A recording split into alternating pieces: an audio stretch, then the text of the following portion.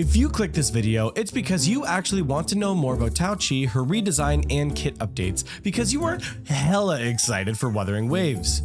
Or you just saw a beautiful pink-haired anime girl in the thumbnail and couldn't resist. I understand. I just hope you stick around long enough to finish the video before you get back to watching more Iron Mouse clips. ¡Coño carajo, hijo de la gran puta mierda! ¿Qué yo te dije a ti? Que si algo está pasándote tú me tienes que decir! Kuro Games are continuing to drip feed us like those stupid water bottles my dead hamster Jimmy used to have, as they have revealed Tao Chi in her final form. Final form my ass! I don't know that for a fact, but considering other characters still need some work, I'm hoping they leave her alone.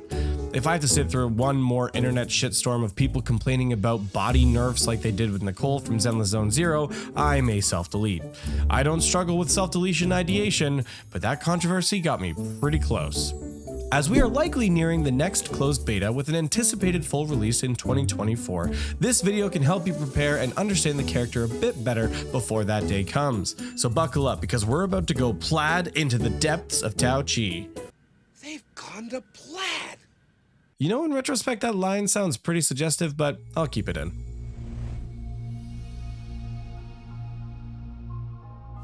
Taking some notes straight from the horse's mouth, Tao Chi takes the big sis trope to the max, just like her character model. She is mature, laid back, and has a sense of understanding and protection. This protective persona bleeds into Tao Chi's overall kit, which will be covered later in the video.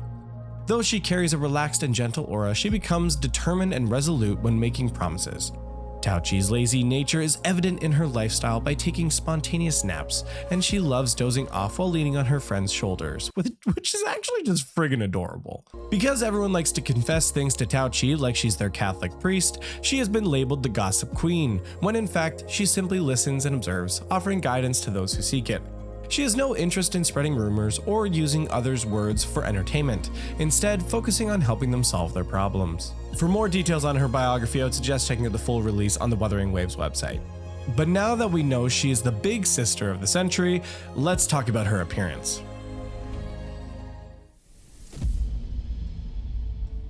For those keeping score at home about her design, she has gone through some minor adjustments from a character model perspective, but nothing major. Comparing the two in-game models from the latest release and footage from the CBT1, we can see her overall clothing textures have become high definition, with more details like buttons and clasps and more bold gold accents. Her belt and collar are great examples of this. To go along with the color palette adjustments to the overall game's design, you can see some shifts in the hue of the colors and shading as the in-game post-processing has become much softer than before.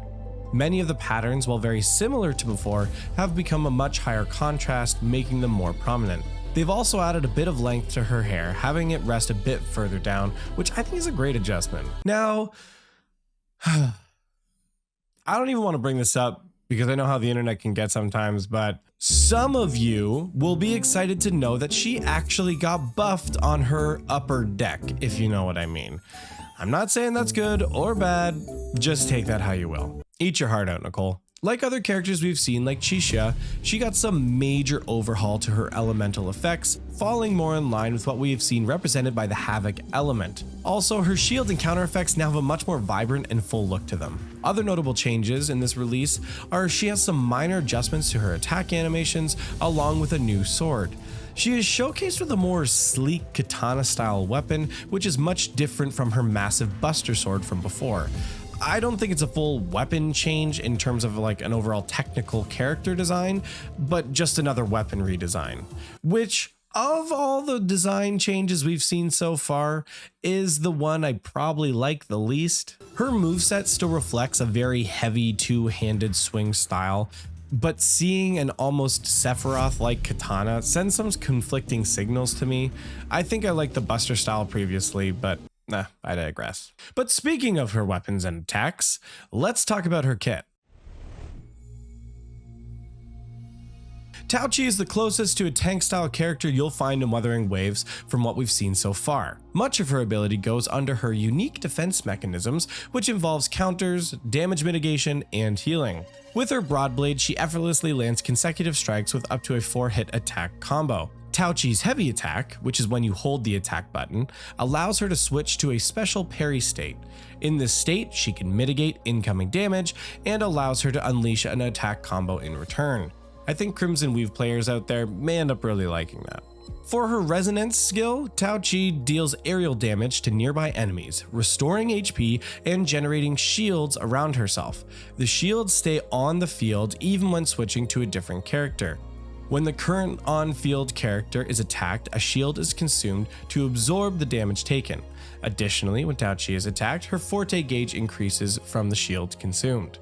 For her forte circuit, which is basically like a core passive if you're thinking like punishing Grey Raven, once Tao Chi's forte gauge is sufficiently charged, her next heavy attack is enhanced. With this enhanced heavy attack, Tao Chi immediately unleashes a powerful counterattack against any incoming enemy attack, and she gains shields afterwards. This ends Tao Chi's parry state. Her following basic attacks consume the remaining forte gauge to give her and her teammates shields that mitigate damage. For her ultimate ability, or Resonance Liberation to use in-game terminology, Tao Chi absolutely disrespects the enemy with a yawn before wielding her blade for a powerful wide-range slash that deals havoc damage. The outburst of energy also generates a special force field that slows down enemies within its area of effect. With all of these updates, Tao Chi is shaping up to be an amazing character in Wuthering Waves that you'll definitely want to pay attention to during the next closed beta, whenever that happens. Let me know what you guys think in the comments down below, and while you're there, drop a like and subscribe on the channel, and let me know if you want to see future Wuthering Waves content like this. Thanks for watching, and I'll see you on the next one.